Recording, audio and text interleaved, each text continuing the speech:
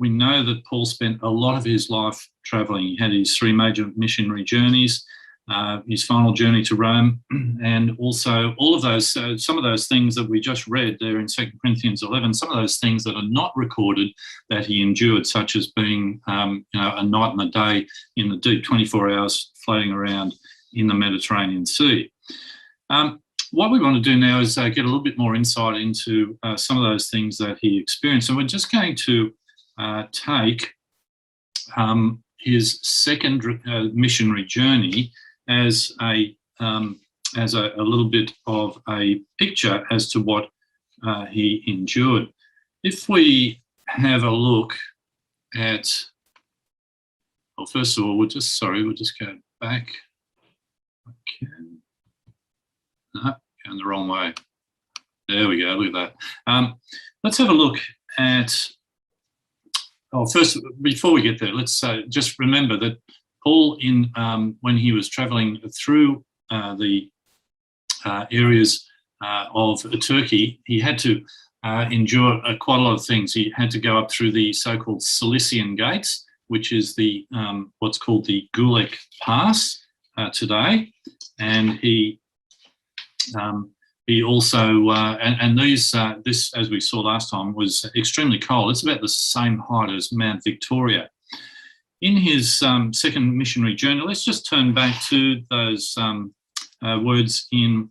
Let's have a look at Acts chapter 15. So we'll just turn back to Acts chapter 15 and have a little look at his second missionary journey as an example of what he went through. Verse 36 of Acts chapter 15. We read this last time where he had to make the decision as to who he was going to take with him, and then they came to Derbe. It said he came up, verse 41, through Syria and Cilicia to Derbe and Lystra, and that's where he had to come up through this very high and mountainous terrain.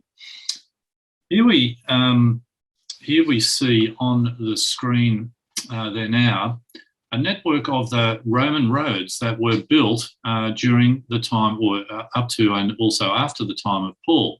And where he was travelling on this third missionary journey was from here at Tarsus, and he was heading up through central Turkey, and he comes up through this particular road, which is through that so-called Cilician Gates, and then he has to come up to Iconium. And we'll have a bit more of a look at that in a moment. Before we get to that one, sorry, I've just gotten ahead of myself. Let's leave that there. Let's rewind 100 years from Paul's time. Let's go back to the time of Pompey, the great Roman general, because in 63 BC, after the conclusion of his third war against Mithridates, he marched down right through all of this area here. He marched down through Greece, down through Turkey, and he marched down into to subdue Judea. And it was at that time when, of course, Judea and Jerusalem came under Roman rule. Now, unwittingly, Pompey in 63 BC was unwittingly fulfilling the prophecy of Daniel chapter 2 of creating the legs of iron, that eastern section of the Roman Empire. He didn't probably realise that he had anything to do with Bible prophecy, but he was very much involved in that. And the main reason that we mention this is that as Pompey came down through this area, he had a whole army of engineers that travelled with him, and they built roads. They built Roman roads. And in fact, Pompey, it's recorded, came right down through this, and he came down through that the Cilician Gates down into Tarsus, and then on down through Syria and into Judea, of engineers who built the roads and the roads were built for the Roman armies. That was the main reason for them. But it just so happens that Paul travelled on exactly one of those roads that Pompey had created. And the reason that we know that, and the reason that we can be confident about the next few things that we're going to talk about, is because there are other contemporary recordings of that have been written down about these roads and the way that they existed, and also the rest places along the way. Now, of course, Pompey came down from across from northwest down to southeast.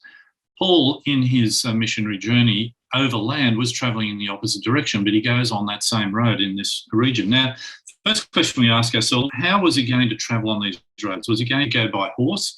Well, that was very, very unlikely, because horses were not used for long distance travel in Paul's day. And in fact, the only time that they were really used was for military dispatches. And we read of one of those in, for example, in Acts chapter 23, when Paul was taken on horseback from Jerusalem.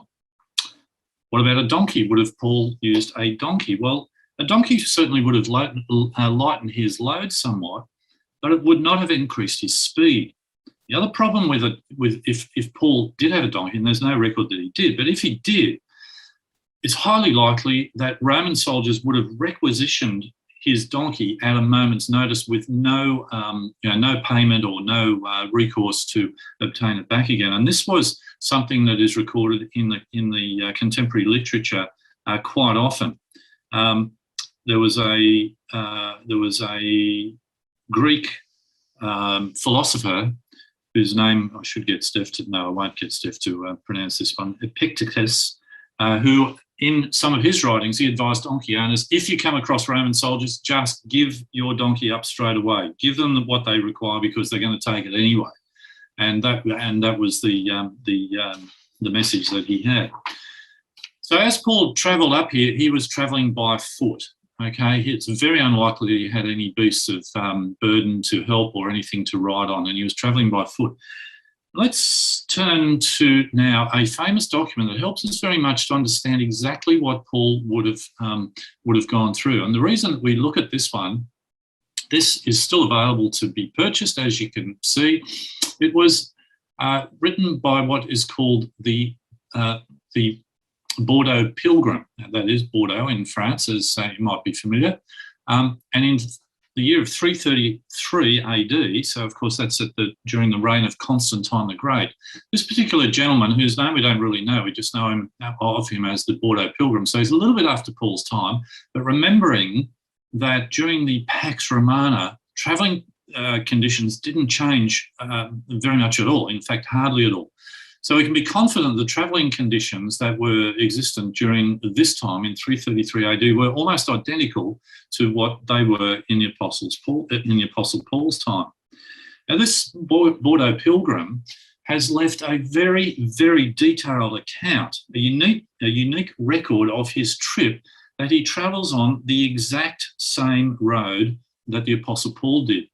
Now, my guess is that the Bordeaux Pilgrim, I don't know this for sure, but I'm guessing that he was probably an accountant, because he records in very dry detail the exact distances that he travelled each day, the exact distance between where he could change his animals over at a change point along the way, a staging point, and also the exact distances from one inn to the next. And that's what we're going to see. And he travelled on this exact same road that the Apostle Paul did. Now, taking some of his extracts, we can see that he actually travelled this same road from the city of Tarsus, which is down in this area here, if you can see it by pointer on the map. And Paul travels up from Tarsus up through the Cilician gates, and then he travels on to Derbe and Iconium. Now, the Bordeaux Pilgrim travels in the opposite direction. He's travelling down to the Holy Land on his pilgrimage, but he records through this section, and this was the road that Pompey built down through this region here. He records exactly the distances between the various points. Now, if we take it I've sort of reversed the order here, but if we take it in the way that Paul travelled, Paul started off in the city of Tarsus down here, and in order to get up to Lystra and Iconium and so on, he had to come up through the Cilician gates, and he would have gone through this city of Faustinopolis, as it's described here, which and then he would have turned west and headed up in that direction on that Roman road. Now, the Bordeaux Pilgrim describes exactly these distances. Now, you'll notice that, first of all, from the first point from the city of Tarsus to the inn at Mascurinia is 12 Roman miles. So it's not that far, and probably quite doable in a day for the Apostle Paul. However, from that inn to get to the next inn, it's not this one. This post at Pilatus is 14 Roman miles, but that is just a staging post where the wealthy ones could exchange their spent animals for fresh animals. So they would be using donkeys or whatever to carry all their burden. They had to go 14 miles. They could just exchange their animals for fresh ones, and then from there at Pilas, they would go on to an inn at Podens, another 12 Roman miles. So you can see there's 26 Roman miles that he would have had to travel to get from that inn to that inn. Similarly, from this inn at Podans or Podanos, he had to travel another 25 Roman miles because he couldn't stay at the staging post. There was nothing there except fresh animals. So he had to travel another 25 Roman miles to get to the post at to get to the city of Forstinopolis.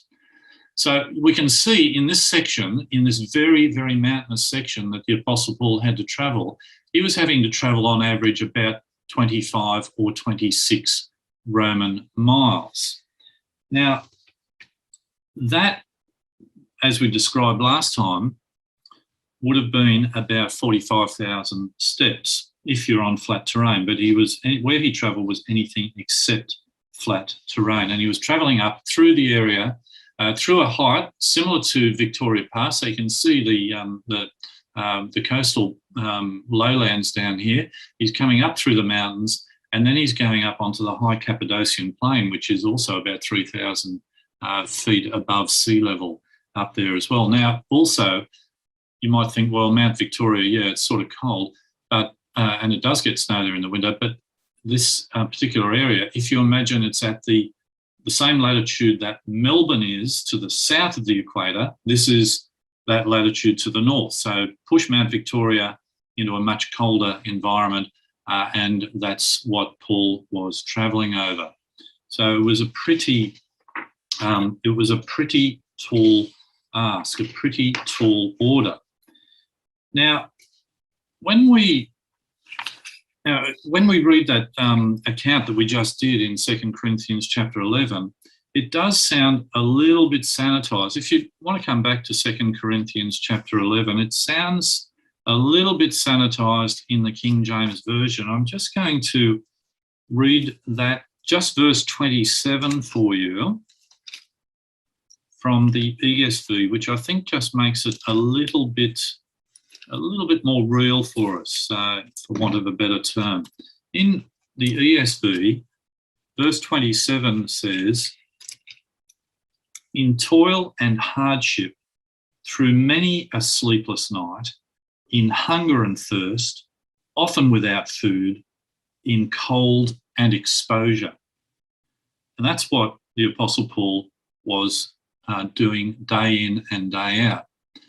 And the fact that there were about 25 Roman miles in between those inns meant that he simply could not have made one of those inns each night because of the steepness of the terrain or the weather or his physical infirmity. And he would have had to sleep out. He would have slept out in the open on many occasions. And so when he describes there in verse 27 that he was in toil and hardship through many a sleepless night, in hunger and thirst, often without food, in cold and exposure. Now imagine the Apostle Paul sleeping out in the rough with its snow, possible hail, storms, all of that sort of thing. It's quite extraordinary. Here's a couple of photos actually that my brother kindly sent me, which just indicate this exact area that the Apostle Paul was travelling through. This is exactly where this was taken as they were flying over this section of Turkey. And you can just see on the screen there, you can see snow. That's all snow, in case you're wondering. And this is the Taurus Mountains that Paul was having to climb up from over the coast to get up onto the up onto the Cappadocian plateau. So just imagine that, and having to sleep out in the open. There's another shot with snow everywhere, right down to the waterline there. So pretty amazing that's what the Apostle Paul had to endure. So what I'm suggesting is that on many occasions the Apostle Paul would have looked very much like this homeless man. No, that's not a photo of Jared Dodson, but he would have looked not too dissimilar to this poor man who's sleeping rough on a street in India. It may have been a particularly hot day, or it may have been a freezing cold day. There might have been snow and wind and rain and all that sort of thing. And interestingly, as he travelled up through this area, there may have been spring floods that made sections of the road impassable, because he claims in verse 26, if you've still got 2 Corinthians 11 open, in verse 26, where it says in perils of waters, that really means in danger of rivers. So there could have been flooding rivers that might have threatened to wash him away while he was trying to sleep. There's all sorts of things that the Apostle Paul had to endure. So let's just bear that in mind. All right, let's move on to exactly what Paul did as he travelled. Paul had a trade that was very much in demand amongst travellers. As a tent maker, he had the skill to make and repair not just tents, but all sorts of leather goods. Not just the goat's hair animal skins that were favoured by the Romans. And as you can see there, that is a replica. It's a modern day replica of what a Roman legion tent would have looked like. So it was sort of rectangles of, goat leather, I believe, all stitched together, and that was their sort of standard kit. So Paul, as a tent maker, we often just tend to think of him as stitching together bits of canvas, but he was a leather worker. So he would have produced leather skins, or a bottle, as you might call it, a wine skin. He would have repaired Roman legions' tents, as he would have been required to do. And of course, when that would have happened, we'll come back to that a little bit later on. Perhaps I'll talk a bit more about that. It's almost certain that the Apostle Paul would not have had his own tent when he was travelling. Tents were expensive. They were carried by the rich, and so when we were talking about those staging posts where they could exchange animals for fresh animals, those animals were carrying the tents of those wealthy travellers, such as the Bordeaux Pilgrim, and so Paul would have been involved in repairing torn pieces of leather, broken stitches, all that sort of thing. And he had no control over when the demand for his services would come. He might have been just about to start out on a day's journey when he was summoned and requisitioned by Roman soldiers to do a job on behalf of the Roman army. He could have been involved in, someone's breakdown on the road. And really, the Apostle Paul in his day would have been viewed very much like this gentleman is today. Paul, the traveller, was very much like our NRMA road assistance man. He was there to get you travelling again. So he might have had to repair a soldier's official equipment.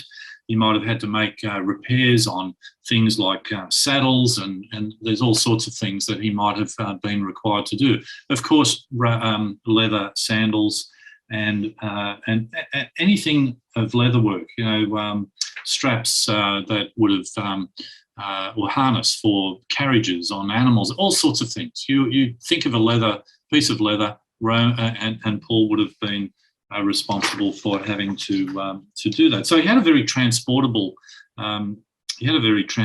sort of profession in that sense, and hence he was able, with relatively minimal tools of trade, to be able to, to earn his trade as he travelled along. Now, of course, we've talked about the leather work that Paul would have been involved in, which we might not have been particularly familiar with.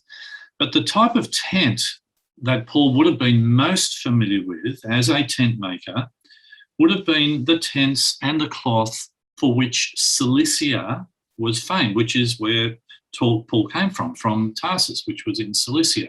And it was the goat's hair cloth tent. And here you see an example. Here's a Bedouin tent today, showing exactly the same type of construction as what Paul would have been most familiar with, the goat's hair cloth type tents. And even today, the Bedouin in the Middle East live in these black tents, and I'm sure anyone that has been to the Middle East would have seen those black tents dotted around, and that's what it is. It's a black goat's hair tent. Now, interestingly, you might not have noticed that these black tents are actually mentioned in the Bible, in the Song of Solomon, chapter 1, verse 5, where it says, I am black but comely, O you daughters of Jerusalem, as the tents of Kedar, as the curtains of Solomon. It's actually referring to these black goat's hair tents. Now, the other interesting thing is that these tents were a valued possession. They were just every bit as much as a house would be considered today a valued possession. And the process of making a tent was a long and tedious one.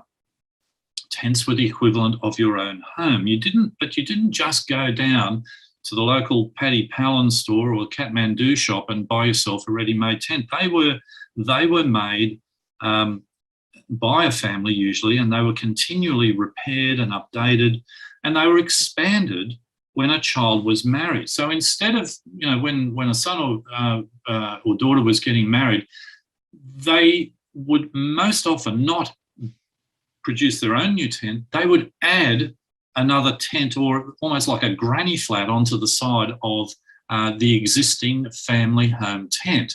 And that's what I believe Isaiah is talking about in Isaiah 54 and verse 2, where he says, enlarge the place of thy tent, let them stretch forth the curtains of thy habitation, spare not, lengthen thy cords and strengthen thy stakes. So it's a prophecy about the future expansion and prosperity of Israel, but he uses the ever-expanding Bedouin tent as a metaphor for this prosperity and expansion. Now, these tents, you might think, well, they don't look particularly waterproof, and if you thought that, you'd probably be right. When they're first woven, and of course the women in the family were responsible for gathering the clippings of the goat's hair, they would weave it into sheets, and then those sheets were stitched together. Wasn't waterproof until the first rains of the season. And when it rained, the hair shrunk and it became waterproof. So you didn't want to be inside one of those on the first night of rainfall, but after that, it was pretty watertight, apparently. So this was the craft for which Paul was trained, and in all those other areas of leatherwork and fabrication. And as we said, it was a trade that allowed him to travel widely with minimal amounts of tools. Now, let's suppose then that Paul did actually make it to one of those inns that we talked about before. Let's suppose that he did make it to the inn at Mascurinia or at Podans and indeed then to Faustinopolis. What could Paul have expected when he got there? Would he expect 5-star accommodation? Would he have received room service? What if he got a nice turned down service with a foil wrapped chocolate delicately placed on his pillow before slipping into freshly laundered 1200 thread count Egyptian cotton sheets? I don't think so. As we've seen, this very rugged area only had those few inns. What indeed would Paul have experienced? Well, when Paul made it to an inn, he could not really look forward to much rest at all, because the average inn was no more than a courtyard surrounded by a few rooms. Now, this is a photo, sorry it's a little blurry, this is a photo of a recreation of a first century village at Nazareth, which some of you will have visited. And this is really, I think, the closest representation to what we could expect that Paul would have been living in if he'd gotten to one of those inns. And a room consisted of a hole in the wall there with obviously a room in behind there. That was his room. if he could get there and if he could afford it. Baggage was piled out into this open courtyard space out here, where also the animals were tethered for the night. The drivers of the animals sat around noxious little fires that were fueled by dried dung, or they slept, and if Paul didn't have enough money for a room per se, he would have slept on the ground out here with all the animals and with the drivers of the animals. Of course, if he did manage to get a room, he would have been sharing it with a number of others. It was like dormitory accommodation. And he would have understandably been quite concerned about, a thief being in the room. And the sound of sleep was also made infinitely more difficult by all the noises and the snorts of the animals and all that sort of thing. So it wasn't a great experience. But sound sleep was also made much more difficult by that perennial occupant of all inns, both then and even today, and that was this little guy, the bedbug. Now, I'd never really thought about it until I did this study, but if Paul managed to get to an inn, and if he managed to get a bed, as it were, he would have been tormented by bedbugs on most occasions. Now, the younger ones in the audience probably never even had an idea that there was such a critter as a bedbug. When our kids were little, we used to often tuck them in at night and we'd, say that little poem to them. We'd sign off with a little saying, good night, sleep tight, don't let the bedbugs bite. And that was a saying that originated in America in the 1880s, 1890s, I think it was. And that's because bedbugs really were an issue. And the sleep tight part was about the fact that bed frames were laced together with rope, and you had to keep the rope tight in order to get a half-decent night's sleep.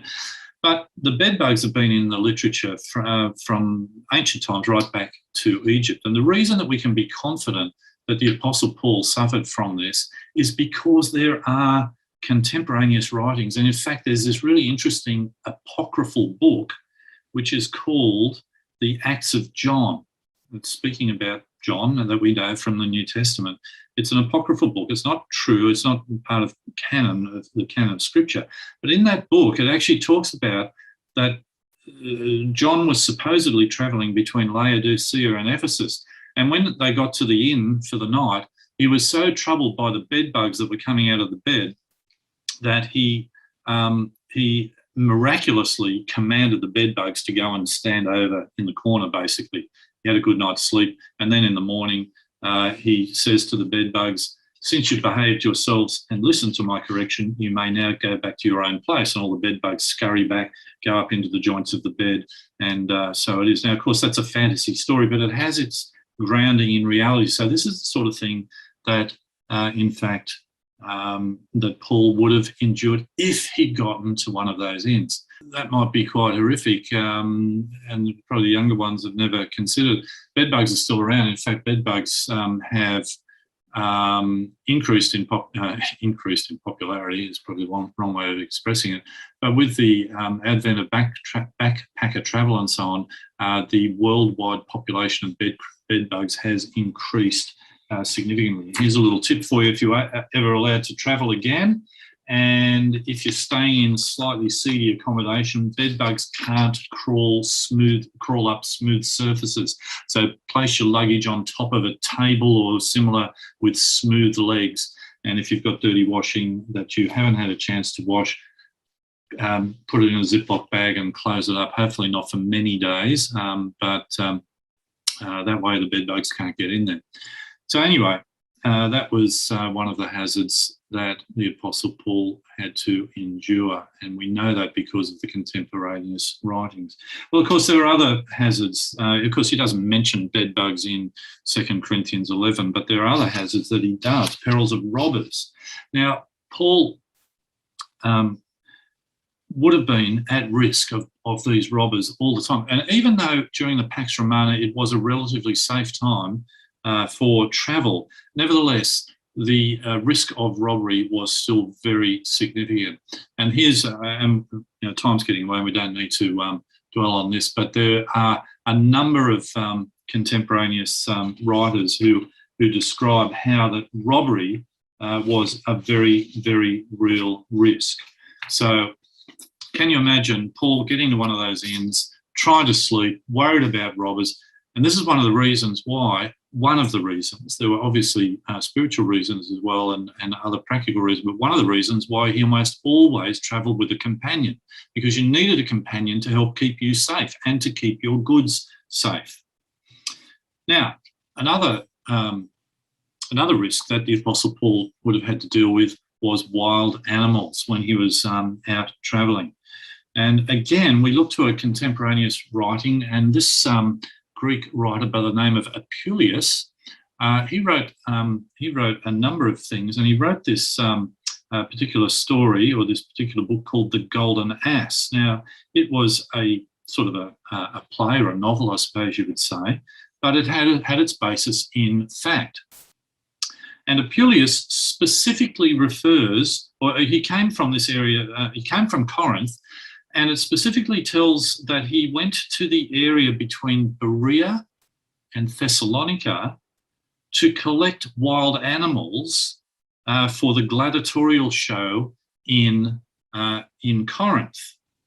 And he specifically refers to bears and wolves and wild boar. And the travellers in his story are armed. As they travel, they have to be armed with throwing spears, heavy hunting spears, bows and clubs. So it's very likely that the Apostle Paul would have been at risk of these animals as well. And we know that he travelled in that area because when he was sent, and again, we haven't got time to go to it now, but when he was sent off from Berea, and you can look at it in your own time, it says in Acts 17 verse 14, that he was sent from Berea as far as the sea. What almost certainly the place that he travelled to, see this is Berea here, he would have travelled to the nearest port, which was this port of Pydna, okay, down here on the sea. Now, again, my great love of Google Maps shows that if he was travelling even in today's conditions, if he was walking, it was a nearly 10-hour walk for him to get from Berea down to Pydna, by the sea, which was the port. And as you can see from the top topography, it was anything but completely flat. Yes, there's a bit of a valley through that area by the looks of it, but it would have still been a treacherous journey. So almost certainly, again, Paul might have, well, I shouldn't say certainly, but he may have had to overnight here. And imagine that with all of those wild animals that he was having to put up with, or rather to be fearful of, along the way. And he would have been less than human if he was not fearful on any of those occasions. Now, before we conclude Paul's overland travels, I would like to have a look at one little snippet of his travels during his third missionary journey. We've tried to paint a picture of the dangers and the hardships that he would have endured along the way. But there was one occasion where his overland travel was almost, we might call it almost a holiday. It's the closest thing that the Apostle Paul gets to in terms of a holiday. And I would, and this is the little incident that takes place in Acts chapter 20. Let me just bring that next slide up there. So on his third missionary journey, he's on his way back. He's been, so he's travelled all the way up. He's gone through Macedonia, down into Greece proper, and he's on his way back, and he's come back to Troas right here. And at Troas, I would suggest to you that after he has finished all of those travels, he's given his long discourse in the upper room, and we know that it was a very long one. Eutychus falls asleep. He falls out the window, and he is miraculously raised to life again by Paul. And I'd suggest to you that Paul is absolutely spent. He's physically and emotionally exhausted, and he needs a little bit of time on his own. And it says that he minded himself to go afoot. So he's going to travel this little section here by foot while his companions come around. Now, let me just see if I can show you that. Okay, we have to go. I'm just going to try and show you this on the map where he goes. We'll go out of that. We'll jump across to there. And here we have my favoured Google map yet again. This is showing exactly where Paul travelled from Troas down here to Assos. So to get your bearings, here's the Gallipoli Peninsula up here. There's the actual town of Gallipoli or Gallipoli, but all the stuff took place further up in this area. Now, if I can work this properly, and we'll get this expanded in. Beth, no, I've got it. It's all right. Don't panic. Okay, so here he goes. And he's up here in Troas. Now, this is pretty interesting, actually. I do, this is my little archaeology bit here. The ruins of ancient Troas are, in fact, right here. And they can be visited today, and we were very privileged to be able to do that. So this is the ancient Troas harbour out here. So there's all columns out here. This is where it would have been when the Apostle Paul was there. And in fact, this was the inner harbour area here, which is just this big sort of brackish lake that's in the middle. And when we were privileged to be able to travel there, there is actually this little lone derelict house up on the hill just above it all, and we were toying with the idea that that was definitely Eutychus's house where he fell out of the first floor there. But anyway, so the Apostle Paul travels by foot from Assos down to Troas, down the bottom here, and in fact, again, it's about, as you might be able to see, does it tell us over here, but it is about a 10-hour journey. Yet again, there it is, 9 hours and 51 minutes if you're going to work that distance. So this is where, that was the Apostle Paul's idea of a holiday. So interestingly, if we just come back to our slideshow here, there's that harbour area that we're just showing at Troas. And let's go back to play. And in fact, the exact road that the Apostle Paul walked on can still be seen today. And I won't bore you with all the details, but here, well, I will bore you with the details because I find it interesting. In this area between Troas and Assos, what I've marked there with that yellow marker line is in fact the ancient Roman road that the Apostle Paul would have travelled on, and you can find this on Google Maps. There's the end of the road there, and if we go a little bit further, that section along there is a section of that road that Paul travelled on between Assos and Troas. That's the original 2,000-year-old Roman road, and I think I've got another shot of it there, and that might be the last shot that I have of his Raman Road adventures. So let's then conclude our evening tonight, and it's a good place for us to finish. We'll get into his sea journeys next time. We've just considered his land journeys, but let's think about what we have learnt so far about travelling with the Apostle Paul. Well, we've learnt that far from being a life of ease and luxury, and I can probably get out of screen sharing there. Rather than being a life of ease and luxury, Paul suffered incredible hardships in in his bringing of the gospel message to the Jews and to the Gentiles throughout Europe and Asia. Travel was not something to be enjoyed, unlike today where, we would tend to want to travel for pleasure oftentimes. Obviously, business travel, different thing. But there was no pleasure in travel for the Apostle Paul. It was something to be endured. It was something to be feared. It was dangerous.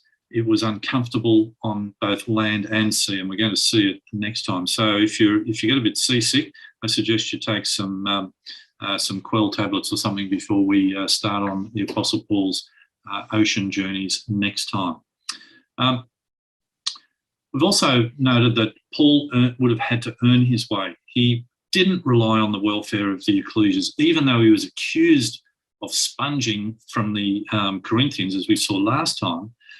he had to earn his passage, and that would have interfered with his travels very much as well. But he was a bit like, a tradie going on a travelling trip and earning as he went along.